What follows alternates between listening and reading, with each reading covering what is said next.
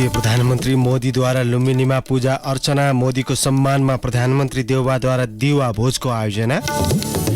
स्थानीय तह निर्वाचनको पछिल्लो मत परिणाम अनुसार नेपाली कांग्रेस 42, एमाले 38 र माओवादी केन्द्र 24 स्थानीय तहमा विजयी। काठमाडौँको मेयरमा बालनको अग्रता कायमै। युक्रेन युद्धका कारण विश्वभर इन्धनको मूल्यमा भारी वृद्धि। साउदी अरबको तेल कम्पनी अर्माकोको नाफा 80% बढ्यो। र नेपाली राष्ट्रिय महिला क्रिकेट टोली र युगाण्डा बीचको पहिलो T20 अन्तर्राष्ट्रिय सिरिज त्रिवी क्रिकेट मैदानमा सुरु हुँदै। नमस्कार, कान्तिपुर डायरीका साथमा पूजनी र म अनिल। समाचार अब विस्तारमा।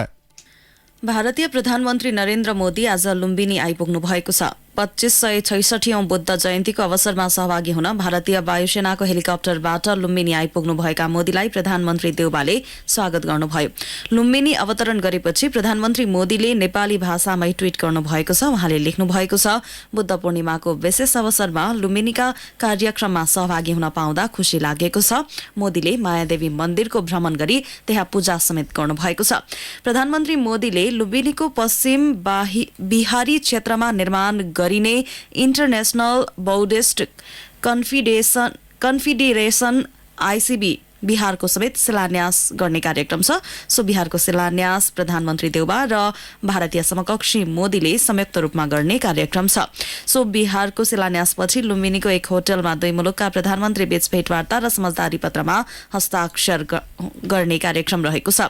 सोही होटलमा प्रधानमन्त्री देउबाले भारतीय समकक्षीलाई दिवा भोज दिने कार्यक्रम छ। त्यसपछि लुम्बिनीमा नयाँ निर्माण भएको 5000 जना अट्ने बौद्ध सभा हलमा दुवै मुलुकका प्रधानमन्त्रीले बुद्ध जयन्ती समारोहलाई सम्बोधन गर्ने कार्यक्रम रहेको छ।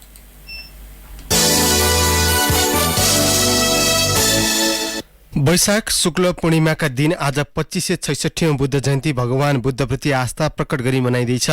गौतम बुद्धको जन्म, बुद्धत्व प्राप्ति र महापरिनिर्वाण प्राप्ति वैशाख शुक्ल पूर्णिमाकै तिथिमा परेकाले यो दिनलाई बौद्ध धर्मावलम्बीले बुद्धप्रति भावपूर्ण श्रद्धा र भक्तिपूर्वक मनाउने गर्दछन्। लुम्बिनीमा ईसापूर्व 563 अर्थात् आजभन्दा 2566 वर्ष अघि सिद्धार्थ गौतमको वैशाख शुक्ल पूर्णिमाकै दिनमा जन्म भएको थियो। राजा शुद्धोधन र रानी मायादेवीको सुपुत्रका रूपमा जन्मिएका सिद्धार्थ गौतम 29 वर्षको उमेरमा घरबार र दरबार त्यागी ज्ञानको खोजीमा लागेका थिए। 6 वर्षको तपस्यापछि 35 वर्षको उमेरमा ईसापूर्व 528 मा भारतको बोधगयामा वैशाख शुक्ल पूर्णिमाका दिन सिद्धार्थ गौतमलाई बुद्धत्व प्राप्त भएपछि भगवान बुद्धका रूपमा उहाँले विश्व प्रसिद्धि पाउनु भएको थियो। हिन्दू दर्शनले बुद्धलाई विष्णु भगवानको 9औं अवतार मानेको छ। यसै कारण वैशाख शुक्ल पूर्णिमामा हिन्दू र बौद्ध दुवै धर्मावलम्बीले बुद्धलाई पूजा गरी बुद्ध जयन्ती मनाउँछन्। बुद्ध पूर्णिमाको अवसरमा सरकारले आज सार्वजनिक बिदा दिएको छ। यसैबीच बुद्ध जन्मस्थल लुम्बिनीमा निर्माण गरिएको बौद्ध सम्मेलन तथा ध्यान केन्द्रको प्रधानमन्त्री शेरबहादुर देउबाले उद्घाटन गर्नुभएको छ। 5000 जना अट्ने क्षमताको सो हलको प्रधानमन्त्री देउबाले बिहान उद्घाटन गर्नुभएको हो।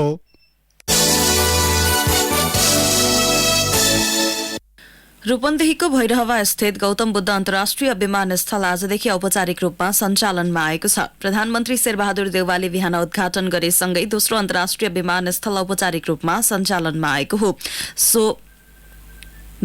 सो विमानस्थल सञ्चालनमा आएसँगै मुलुकको 74 वर्षपछि दोस्रो अन्तर्राष्ट्रिय विमानस्थल पाएको छ। हवाई उडानको सुरक्षाका लागि आवश्यक पर्ने अत्याधुनिक उड्डयन उपकरण ILS सहितको विमानस्थलमा 3000 मिटर लामो धावन मार्ग छ। बोइङ 777 एयरबस 330 र त्यही क्षमताका वाइडबडी विमान अवतरण गर्न सक्ने क्षमता छ। अन्तर्राष्ट्रिय नागरिक उड्डयन संगठन तथा प्राधिकरणले तोकेको मापदण्ड अनुसार निर्माण भएको गौतम बुद्ध विमानस्थललाई नेपाल नागरिक उड्डयन प्राधिकरणले गत वैशाख 21 गते प्रमाणीकरण गरिसकेको छ। विमानस्थलमा कुवेतको जजिरा एयरवेजले पहिलो अन्तर्राष्ट्रिय व्यावसायिक उडान गरेको छ। विमानस्थलको उद्घाटन गर्दै प्रधानमन्त्री शेरबहादुर देउबाले गौतम बुद्ध विमानस्थल सञ्चालनमा आएपछि मुलुकको बढ्दो हवाई चाप कम हुने र अन्तर्राष्ट्रिय हवाई यात्राका लागि काठमाडौँ पुग्नुपर्ने बाध्यता हटेको बताउनुभयो। दोस्रो अन्तर्राष्ट्रिय विमानस्थल सञ्चालनमा आएपछि मुलुकको आर्थिक विकासमा समेत ठूलो सहयोग पुग्ने उहाँले बताउनुभयो। पर्यटन तथा नागरिक उड्डयन मन्त्री प्रेम बहादुर आलेले अन्तर्राष्ट्रिय एयरलाइन्सलाई आकर्षित गर्नका लागि विमानस्थल सेवा शुल्कमा छुट दिने बताउनुभयो। स्थानीय तहको शुक्रबार सम्पन्न निर्वाचन अन्तर्गत अधिकांश पालिकाको मतगणना जारी छ। हालसम्म नतिजा आइसकेका पालिकामा नेपाली कांग्रेसले 42 स्थानमा विजयी हासिल गरेको छ। नेकपा एमाले 38 र माओवादी केन्द्रले 24 स्थानमा प्रमुख पदमा जित हासिल गरेको छ। एकीकृत समाजवादीका 2 जनाले प्रमुख पदमा जित निकालेका छन्। हामीले प्राप्त गरेको पछिल्लो मत परिणाम अनुसार नेपाली कांग्रेस 259 स्थानको पालिका प्रमुख पदमा अग्रता कायम गरेको छ। नेकपा एमाले 148 स्थानमा अग्रता कायम गरेको छ भने माओवादी केन्द्रले 96 स्थानमा अगाडि देखिएको छ। जनता समाजवादी पार्टीले 29 र एकीकृत समाजवादी पार्टीले 18 स्थानमा अग्रता कायम गरेका छन्। लोकतान्त्रिक समाजवादी पार्टीले 10 स्थानमा अग्रता कायम गरेको छ भने स्वतन्त्र सहित अन्य दलले 24 पालिका प्रमुखमा अग्रता कायम गरेका छन्। काठमाडौँ महानगरपालिकामा स्वतन्त्रबाट उम्मेद्वारी दिएका बालेन्द्र शाहले 5665 मतसहित अग्रता लिनु भएको छ भने शाहका निकटतम प्रतिद्वन्दी नेकपा एमालेका केशव स्थापितले 3046 मत प्राप्त गर्नु भएको छ। कंग्रेसकी सृजना सिंह 2640 मतसहित तेस्रो स्थानमा हुनुहुन्छ। काठमाडौँको उपप्रमुखमा एमालेका उम्मेद्वार सुनिता डंगोलले 5844 मत प्राप्त गर्नु भएको छ भने सत्ता गठबन्धनका तर्फबाट एकीकृत समाजवादीका रामेश्वर श्रेष्ठको 1609 मत छ। यस्तै चितवनको भरतपुर महानगरमा गठबन्धनबाट उम्मेद्वारी दिएकी माओवादी केन्द्रकी रेणु दाहालले 3578 मतसहित अग्रता लिनु भएको छ। दाहालका निकटतम प्रतिद्वन्दी एमालेका विजय सुवेदीले 3575 मत प्राप्त गर्नु भएको छ। स्वतन्त्रबाट उठेका जगन्नाथ पौडेलले 1360 मत प्राप्त गरेको हाम्रा सहकर्मी रमेश कुमार पौडेलले जनाएका छन्। उपप्रमुखमा गठबन्धनका तर्फबाट कंग्रेसका चित्रसेन अधिकारीले 4043 मत ल्याउँदा राष्ट्रिय प्रजातन्त्र पार्टीकी हिमाल गुरुङले 2816 मत सहित पछ्याइरहनु भएको छ। यसैगरी ललितपुर महानगरमा गठबन्धनका उम्मेद्वार कंग्रेसका चिरीबाबु महर्जन 4729 मत सहित अगाडि हुनुहुन्छ भने महर्जनका निकटतम प्रतिद्वन्दी एमालेका हरिकृष्ण व्यञ्जनकारले 2269 मत प्राप्त गर्नु भएको छ। उपप्रमुखमा एमालेकी मञ्जली साक्यले 2157 मत ल्याउँदा नेकपा माओवादी केन्द्रका बाबुराजा बज्राचार्यले 1438 मत ल्याउनु भएको छ। यस्तै विराटनगर महानगरमा गठबन्धनका उम्मेद्वार कंग्रेसका नागेश कोइरालाले 4824 मत सहित अग्रता लिनु भएको छ। एमालेका सागर कुमार थापाले 3440 मत प्राप्त गर्नु भएको छ। उपप्रमुखमा एमालेकी शिल्पा कार्कीले 3904 मत ल्याउँदा गठबन्धनका तर्फबाट जसपाका अमरेन्द्र यादवले 2797 मत प्राप्त गर्नु भएको छ। यस्तै पोखरा महानगरमा एकीकृत समाजवादीका धनराज आचार्यले 3465 मतका साथ अग्रता लिनु भएको छ भने एमालेका कृष्ण बहादुर थापाले 3108 मत प्राप्त गर्नु भएको छ। कंग्रेसकी कोपिला राणा भाटले 3006 मत प्राप्त गर्नु भएको छ भने राष्ट्रिय प्रजातन्त्र पार्टीका रञ्जना कुमारी सेन पौडेलले 3575 मत ल्याउनु भएको छ। यस्तै वीरगंजको पछिल्लो अपडेट अनुसार जनता समाजवादी पार्टीका राजेश मान सिंहले 4388 मतका साथ अग्रस्थान कायम गर्नु भएको छ। एमालेका विजय कुमार सरावगीले 1969 मत प्राप्त गरी सिंहलाई पछ्याइरहनु भएको छ। उपप्रमुखमा कंग्रेसका इम्तियाज आलमको 2865 मत छ भने लोकतान्त्रिक समाजवादी पार्टीका पुरुषोत्तम लाल झाले 477 मत प्राप्त गर्नु भएको छ। कान्तिपुर डायरीमा अब ब्रेकको पालो। कान्तिपुर डायरीमा अब बाँकी प्रसंग। स्थानीय तह निर्वाचन अन्तर्गत उपमहानगरपालिकाको पछिल्लो मत परिणाममा सत्तारूढ गठबन्धन अगाडि देखिएका छन्। एमाले 12 को कलैया र दाङको घोराई उपमहानगरपालिकामा मात्रै अग्रता कायम गरेको छ। इटहरी उपमहानगरपालिकामा कंग्रेसका हेमकर्ण पौडेलले 4168 मतका साथमा अगाडि हुँदा एमालेका यम कुमार चुङवाङ सुब्बाले 3153 मत प्राप्त गर्नुभएको छ। उपप्रमुखमा एमालेबाट संगीता कुमारी चौधरीले 3489 मत प्राप्त गर्दा एकीकृत समाजवादीका केशव कुमार विष्टले 2597 मत प्राप्त गर्नुभएको छ। यो समाचार तयार पार्दै गर्दा धरान उपमहानगरपालिकामा कंग्रेसका किशोर राईले 3322 मत प्राप्त गर्नुभएको छ भने स्वतन्त्र उम्मेद्वार हर्कराज राईले 2503 मतले पछ्याइरहनु भएको छ। उपप्रमुखमा माओवादी केन्द्रका ऐन्द्र विक्रम बेगाले 3591 मत पाउनु भएको छ। एमालेका पदम प्रसाद लिम्बुले 3000 मत प्राप्त गर्नुभएको छ। जनकपुर धाम उपमहानगरपालिकामा स्वतन्त्र उम्मेद्वार मनोज कुमार शाह सुडिल 2477 मत प्राप्त गर्दा एमालेका शिवशंकर शाहले 1077 मत प्राप्त गर्नुभएको छ। उपप्रमुखमा कंग्रेसका किशोरी शाहले 2355 मत प्राप्त गर्दा एमालेकी रुणा देवी झाले 1164 मत प्राप्त गर्नुभएको छ।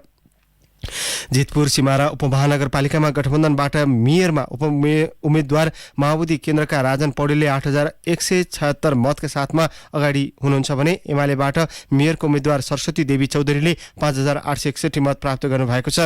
कलैया उपमहानगरपालिकामा एमालेका विनोद प्रसाद शाहले 3,543 मत प्राप्त गर्नुभएको छ भने कंग्रेसका राजेश राय यादवले 2,060 मत प्राप्त गर्नुभएको छ।